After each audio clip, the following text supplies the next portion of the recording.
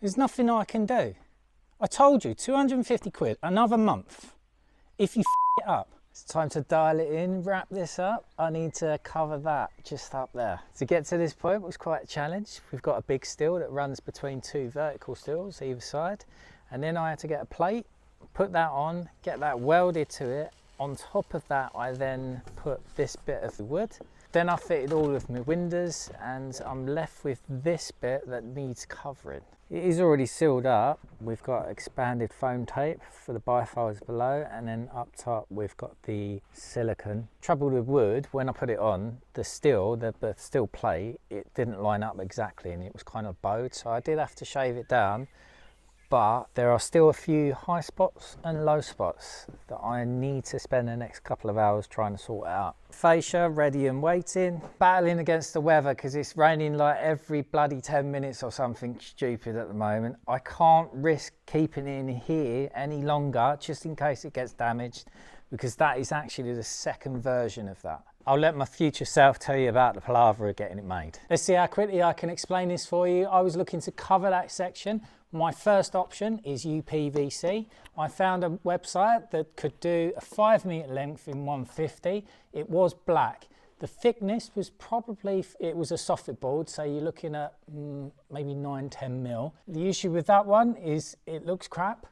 It wouldn't match the aluminium, and I would probably need to cut it because I didn't necessarily want 150 mil high. The cost of that though, this is a positive, 30 quid including delivery. As that was a soffit board, the next option was a fascia board, but this time it was pre-made aluminium.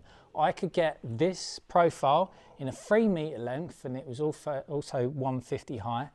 The issue with that one is because I only had it in 3 meter lengths, there would be a join. I would also potentially need to cut it down to adapt it to exactly what I wanted, because I didn't know how far that kickback went. The cost of that one, including delivery, £120. In an ideal world, I wanted this profile made custom, so I contacted a few companies. The first one would do it. The issue with them, they only had a 3 meter machine, so that would mean I would have to have a join in the middle. And the quote come back from them for £295. Now the reason why I didn't want to join in here is because that mullion there does not line up with this mullion here. It's just the way it is. There's nothing I could do about it. I already made these different on both sides, so they lined up with these ones, but I couldn't move that center one. So if I put a join in that fascia, it was just going to highlight it. So at this point I thought there's no point in spending 295 quid if I'm going to have a join and I'm going to have to fuck about with it. I might as well just get this one here. These three companies were relatively local because I just wanted to go there and pick it up. I didn't want to trust anyone else with a piece of aluminium for that length. This one, they had a 4 meter machine, they could do it. The price, 325 quid. And then the last company, 4 meter machine, all powder coated as well. No delivery, because I go and pick it up, because I can get a scaffold board that's 3.9 meters in my van and I can put it on top of that. £200. So I went with the £200 quote, because that was the best option for me. Although they did say they had a 10-day turnaround, I ended up waiting about, I'm sure it was like 3 or 4 weeks. Anyway, I got there. Here's a little video of their warehouse. And shortly after this, one of their office boys come down to actually help me. I think it was a Friday, and that's why all the other blokes had like left at like 12 o'clock or something. Now, because I was getting this profile made up, they suggested that I would do it in 1.5 mil. And the reason why that is because they needed to get that fold on it. And the reason why I'm folding this piece of paper here is to explain to you exactly what happens. So just imagine 1.5 mil, aluminium, 3.6 meters long. How would you pick it up? Because old office boy matey picked it up in the fucking middle and then walked along like that. And as soon as I see him pick it up, I was like, Jesus Christ. He plonked it on the table in front of me and I said, do you mind if I unwrap it to check it? He said, yeah, go ahead. Here's a quick video of what it looked like. It was all fucking, it was bent all over the shop. I just couldn't accept it. I said, look, I can't take this. And so he went and got the manager, he come out and we had a long chat. He wanted to like fob me off at first. After a while of talking to him for ages, he said, look, all right, we'll remake it. And he did say, I wonder whether we can reinforce it and put a 3mm strip on the back. He said, I don't know whether the tape will go up to that temperature in the baking thing, you know, when they put the paint on. Once we pull it off, it'll probably walk the 1.5mm. So I said to him, look, just leave the 3mm on. It doesn't matter to me whether it's thicker or not, as long as it's not fucking bent. Do you mind if I open it and check it? Is that all right? Where, have you got a table? All right, that's good.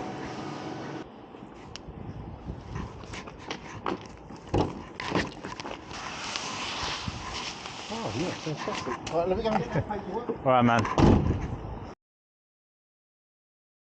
These are my neoprene rolls. This was the first one I got. This is 3mm, it is 100mm wide. I was going to go with that initially, but I've changed my mind. I've gone for a 4mm instead, just to give myself a little bit more wiggle room. This is only 90mm wide, and that's because the silicone at the top here, it just slants out a little tiny bit, so I just want to have a little gap so I can stop it there, and then it will come down here. This one's solid neoprene, so it's basically rubber. That's what it is. And the width I need is 3.6-ish meters. So I'm going to cut this in 1.2 meter strips, and then I can handle it by myself. So that slight return there is roughly 7mm. You might be able to tell I've left this slightly proud, but that is not 7mm. So if I get my neoprene, stick it on first, for my thermal break, so that is going to roughly go there. Put that there and check that it's not going to touch.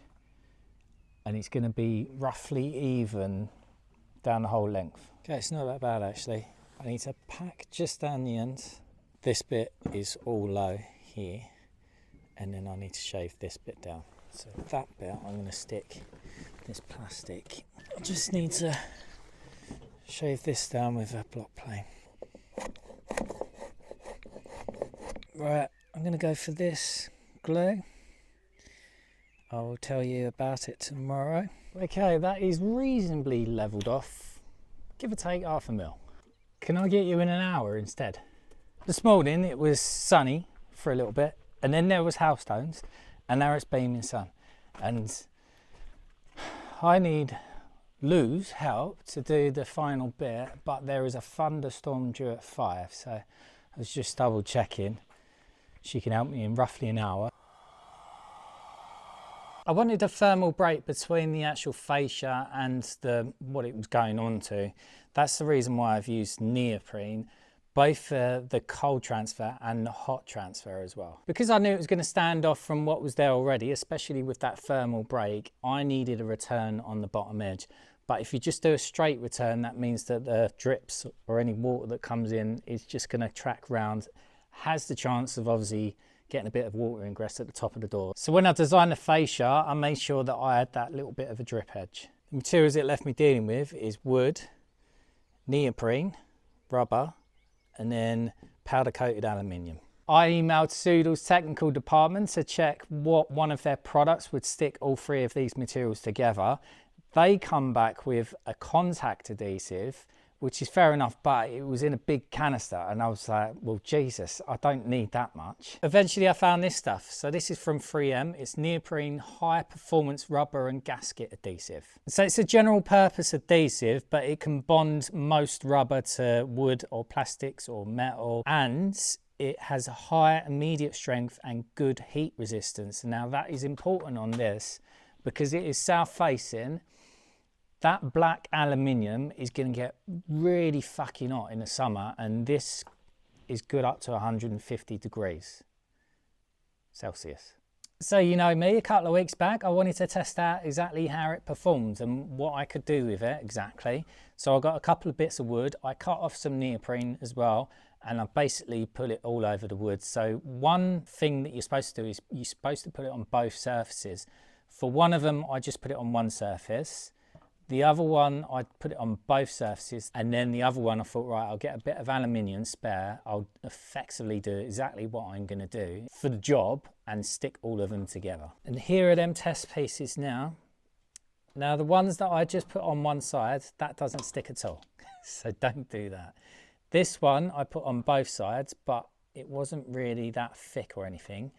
and I was testing it as it was drying to see how it performed. Now, obviously I can pull that off. Now this one is the aluminium and the rubber, and it's well and truly fucking stuck. Like, I mean, I could probably pull that off eventually, but that is done properly. What I learned from that is it needs to be quite thick on both sides, because if you have a thin film, it hasn't really got anything to stick to. I thought I'd best protect my doors and my frame, just in case I get any glue on it. It has been spitting. One day it will stop raining, eh?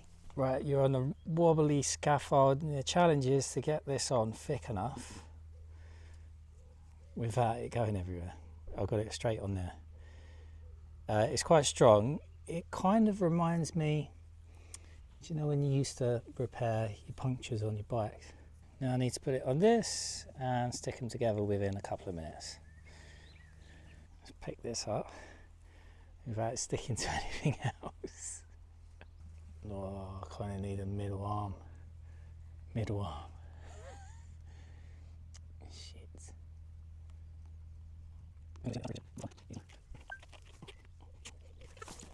I am curious, are you the type of person that would have gone to this level of detail?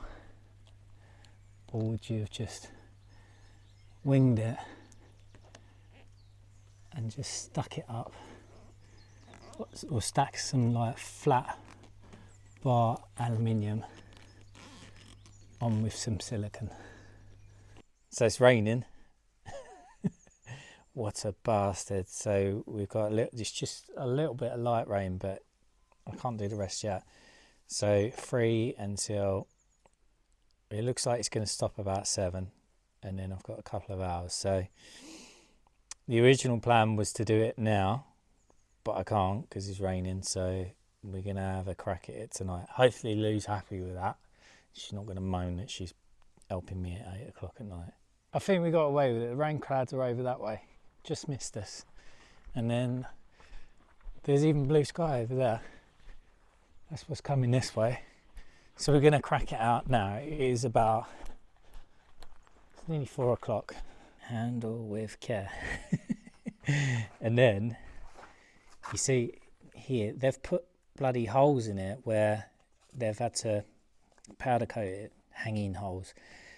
This one, they've got a hole there and a hole there, whereas the one they made before, they put holes in this bit. Hopefully them 2 holes won't be that noticeable. I'm probably going to have to fill them in with something. I don't know, we'll see how far it tucks up underneath. I wish they hadn't done that, but they have. I'm just going to have to work with it. I'd rather that than have a join in the middle. I don't know why I did it, but I got this 10mm oversize. Maybe I just didn't trust them that they was going to do it accurately. So you can't add any on, but you can always cut some off. So that's what I need to do now. I'll just show you how they made it. So that's the bit that they folded initially, and then you can see the tape is there, and then that's 3mm flat bar stuck straight on. Okay, I've just briefed Lou. We've got the fascia up here. It's still on the scaffold board. I've explained to her exactly what the situation is with this, because if it bends, then it's fucked and we need a new one. If she sticks it in the wrong place, we can't get it back off and it's fucked. So it's another month and probably another like 250 quid. So she's well aware. We've done a few dry fits. I'm not confident that the adhesive is going to hold it straight away. So I had a brainwave one morning a couple of months back that I could probably clamp it between here and out there. So I had a chat with Keith, you know the channel, most of you watch him anyway. He suggested, well, I said, have you got any deep throat clamps? And he said, yeah, I've got some of these. So I was going to borrow them, but then I just thought, oh no, actually, these, Jorgensen, so these are 7 throat depth. That's about right. They do even bigger ones. I initially wanted to borrow his on the basis that, is it the Bessie ones? They're like fucking really expensive. But as soon as he recommended these ones, he said they're some of the best clamps that he's got. So I looked them up. They was reasonably priced. I think I got each one, I've got two. They was like 53 quid each. So I got that bit of wood there. And we're going to put it on and then I'm going to clamp it up. It is all going to be very stressful. I'm probably going to scream at Lou for doing something wrong and not listening. But she should understand now. I've told her probably about 5 times exactly what's happening. The reason why I told her before is because I'm not going to have time to explain it whilst I'm doing it. Same as you. I'm explaining it now because I'm just going to have to do it. You're going to have to watch from down here.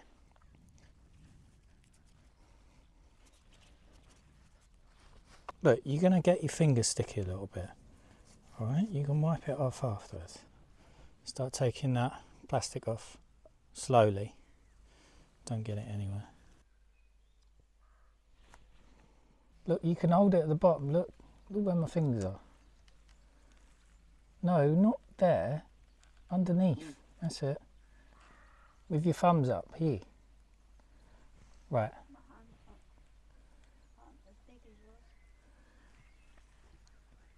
You ready? No. Look what you're doing in the middle. You're not going to be able to get it in. Right, is it up? No. I told you can't pull it off. It needs to go in the right position. Push it up. Is it up? Yeah, is it all the way in? Yeah. Okay, now you need to push it down.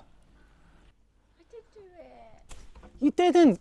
That's like a fucking 10mm gap. Fucking pull it off. I thought you said we couldn't pull it off. What can we do? We can't do anything. It's shit now. Can't fucking believe it. Look at it. I'm sorry. Fucking leave it. Wonky. What an absolute nightmare, eh? I kind of half expected that to happen. I'm not sure how much swearing I left in there. It went horribly fucking wrong. She went inside. I just thought I can't live with that. Honestly, couldn't live with it. It was like she was 6mm off where she should have been. I've not gone through all this fucking effort to just fuck it up right at the end. So I just thought, right, I'm ripping it off.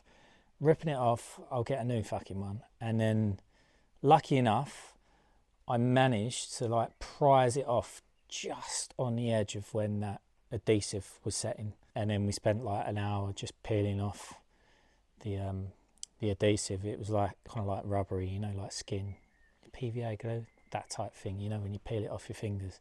So we're going to try again, but not tonight because it's raining. Although it is letting off at the moment, but Lou's too traumatised to try again. She keeps on saying, can't someone else do it? Can't someone else do it? I'm going, well, there is no one. No one else can fucking do it. It's just me. And she did say earlier, who else would you rather do it with you? And I said, another me, basically. Another one of me. One of my clones. Okay, we're going for round 2. Lou doesn't want to do this. She really doesn't, but if you fall off that horse, you've got to get straight back on it, and you can't let these kind of things defeat you. And it is a really simple task. So imagine that's the fascia. All that needs to happen is you put it at the top first there, and then you lay it flat. Okay? Now, I asked Lou, is it at the top? She said yes, and I said, right, lay it flat. I accepted that there might have been maybe a 1 or 2mm gap, like right in the middle over here, but she said there was a gap in the middle, and yet she'd put a massive gap there, so she hadn't stuck it at the top. That was at least 6mm off. Oh, don't need the clamps whatsoever. It sticks like fuck. So I'm going to leave the adhesive off a top strip up there, just in case she puts it in the wrong place in the first place. She can still reposition it until she 100% confirms it is at the top and in the right place, and only then will we lay it flat. So here's the fascia. We managed to get pretty much all of the glue off, and you'll notice that there's masking tape on here as well, so I'm definitely not going to get any adhesive on this. Even if I get a little bit on that side, if it's only on one side, it's not going to stick anyway. And you'll notice I've swapped the scaffold over, so she's going on the right side this time, because there was a slight bend in the actual fascia, in which case she had to move her arm across to like get that side in. That's probably what happened, because she was concentrating on doing that. She let that side drop and then stuck it all on. And we're running low on this. I think we might just have enough to do it. Okay.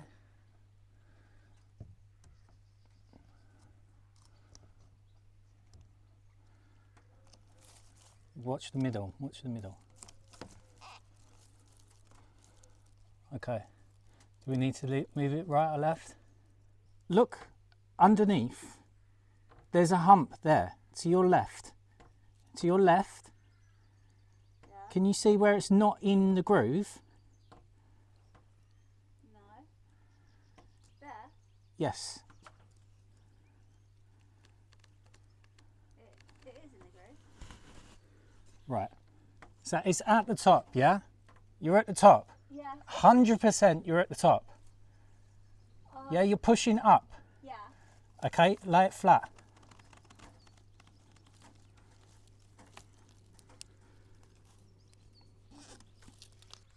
There we go. So you can do it. I don't know, you might want to check my end. Oh, fuck off.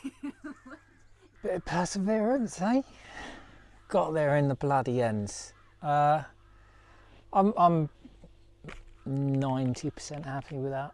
The good thing about it, I've got no joints, and it's a nice size.